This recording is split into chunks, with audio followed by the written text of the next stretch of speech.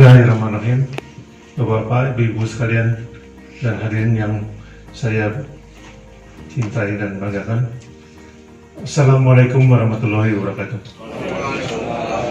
Pertama, marilah kita panjatkan puji syukur kehadirat Tuhan Yang Maha Kuasa, karena rahmat dan ridho-Nya kita dapat berkumpul bersama dalam cuaca yang cerah di Saung Berkarya dalam rangka panen raya, panen perdana dari sayur-sayuran yang dikoordinasi oleh Pak Agung. Saya cukup bersyukur dan bangga atas hasil yang dicapai, karena inilah memang daripada salah satu ekonomi kerakyatan yang harus kita wujudkan bersama-sama, bukan hanya untuk di Saung Berkarya atau di Jawa Barat saja, tapi juga nantinya meluas ke daerah-daerah lainnya.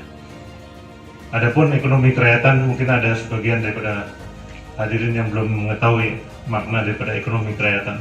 Ekonomi kerakyatan itu adalah tidak lain dari rakyat, oleh rakyat, dan untuk rakyat. Kita sendiri yang mempunyai keahlian dan kelebihan tentunya memberikan bimbingan dan binaan.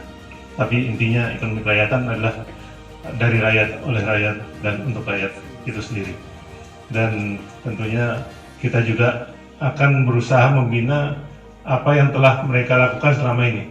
Kalau mereka memang petani sayur, ya kita akan membina bagaimana menjadi petani sayur yang jauh lebih baik. Kalau mereka itu adalah peternak sapi, kita akan bina mereka bagaimana menjadi peternak sapi yang lebih baik, ataupun juga kambing, domba, dan sebagainya. Dan di Saung Berkarya ini memang sebagai tempat percontohan pembinaan daripada pertanian dan peternakan itu sendiri.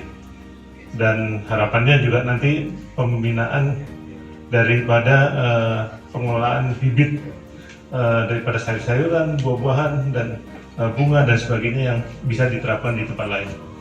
Jadi tentunya kita harapkan nantinya Saung Berkarya ini bisa menjadi tempat pelatihan daripada masyarakat Indonesia pada umumnya, dan khususnya para petani yang ingin belajar untuk bagaimana bertani, beternak yang lebih baik, baik itu sayur-sayuran, buah-buahan, maupun bunga tadi yang disampaikan, karena memang seperti disampaikan tadi potensi pasarnya masih sangat besar.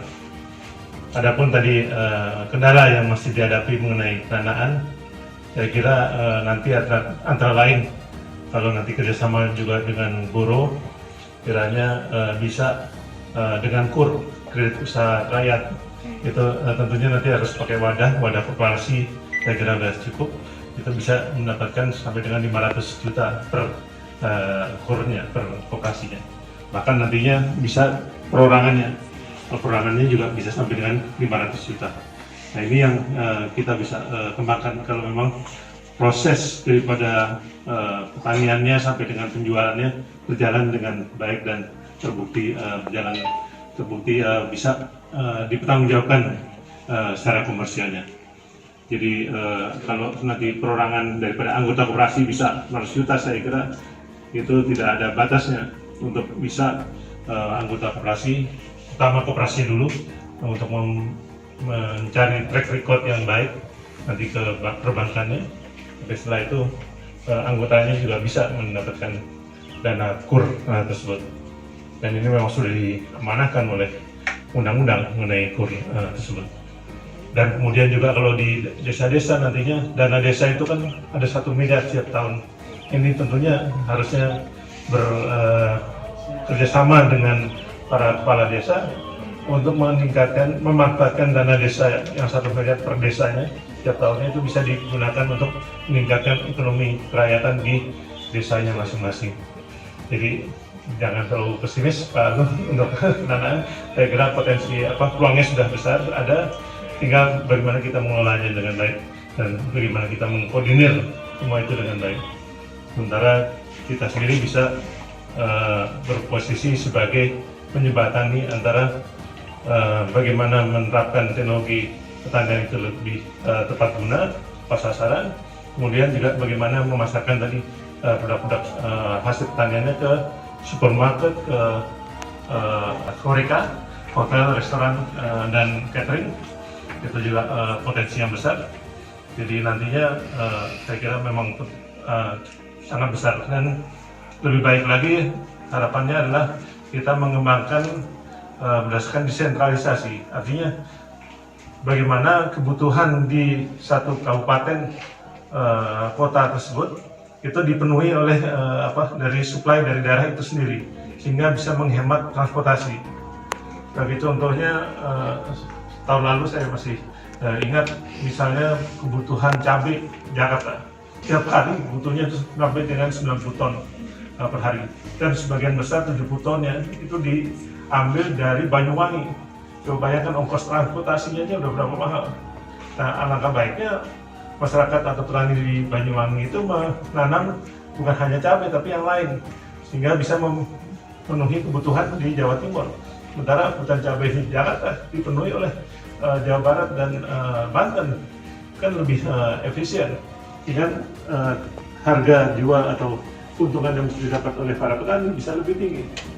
Ini hanya bicara cabai, tadi peminat cabai belum sampai ke sana, tapi saya kira cabai sangat mudah lah ini penanamannya. Nah, ini tinggal mengkoordinirnya dan bagaimana berhubungan juga dengan pasar induk yang ada, karena memang itu ada potensi yang harus dikembangkan di kemudian hari, karena memang melalui pasar induk inilah kita bisa memasarkan produk-produk pertanian dan peternakan ini lebih besar dan lebih berkesinambungan, dan tadi istilahnya kontinuitas ya, itu harus diterangkan.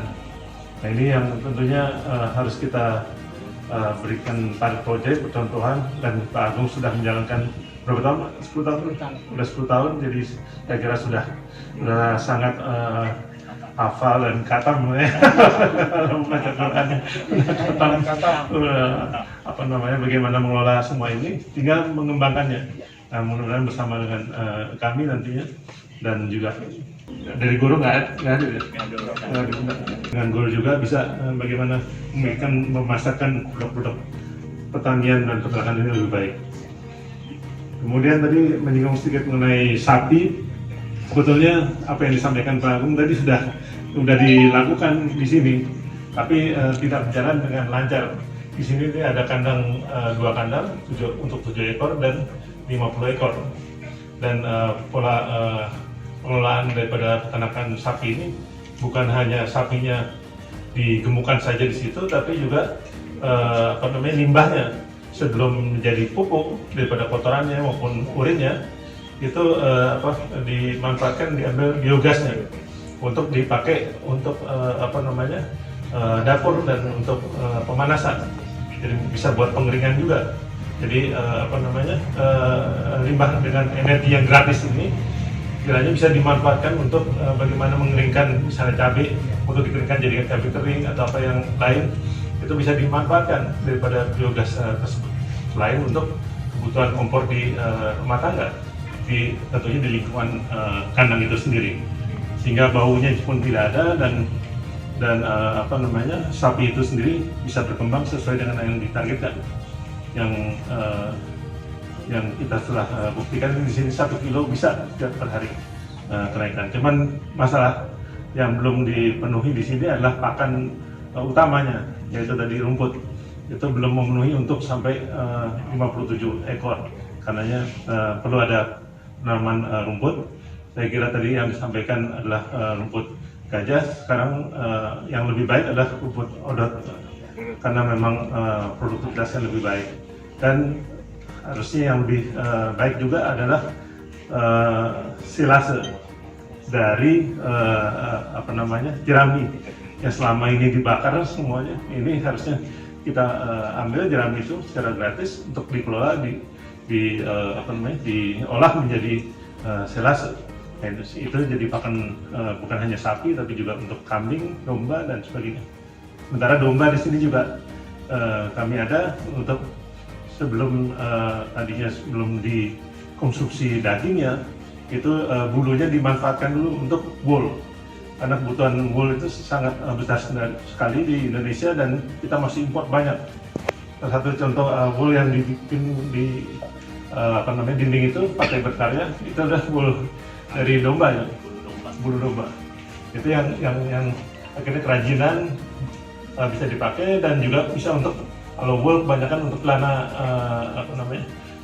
bapak-bapak ya, untuk kantor yang paling baik ini digunakan sebagai bahan dasarnya.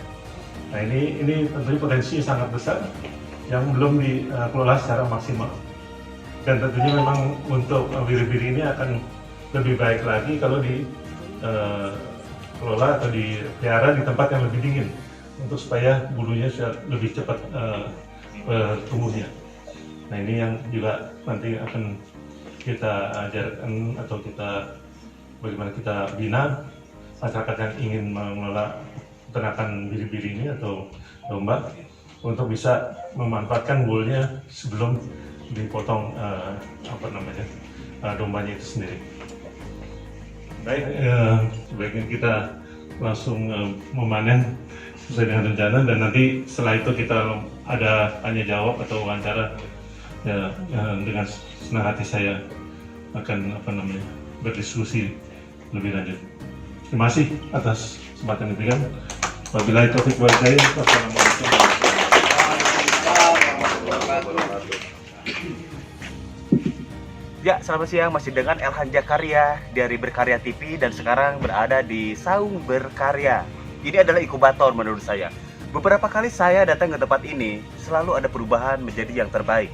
Salah satunya ketika waktu itu ada sapi di sini, udah lama banget, dan sekarang nggak ada. Saya langsung tanyakan aja, kemana sapinya atau bagaimana, Pak? Ya, semenjak dikelola oleh manajemen baru, sapi yang terdahulu memang sudah kita keluarkan, dan insya Allah untuk sesi bulan Juli kita akan kembali mengisi kandang-kandang sapi yang kosong ini untuk program ekonomi kerakyatan, yang mana juga nanti di sini di Saung Berkarya ini untuk melatih atau pusat pelatihan untuk peternak sapi. Oke, Pak Joko, satu lagi nih, teman-teman saya khususnya generasi muda itu banyak sekali yang ada di Partai Berkarya sendiri, bahkan yang di luar Partai Berkarya, dan saya pikir mereka perlu pelatihan. Gimana, Pak Joko? Datang aja ke Saung Berkarya. Kita sama-sama di sini, kita latih di sini untuk masa depan kita, masa depan anak-anak kita, untuk yang muda, yang milenial. Wih, Saung Berkarya tempatnya. generasi muda di sini, dan tadi saya sempat bocorin dikit, boleh ya Pak ya? Ya, Bahwa pendanaan juga nanti dibantu melalui KUR, dan Ya, ini udah siap ya? Udah insya bisa Allah. kita langsung tanam ya? Insya Allah. Insya Allah, Ya, siap-siap. ya, Terima siap. kasih Pak Joko atas Ya, waktunya. sama-sama. Ya.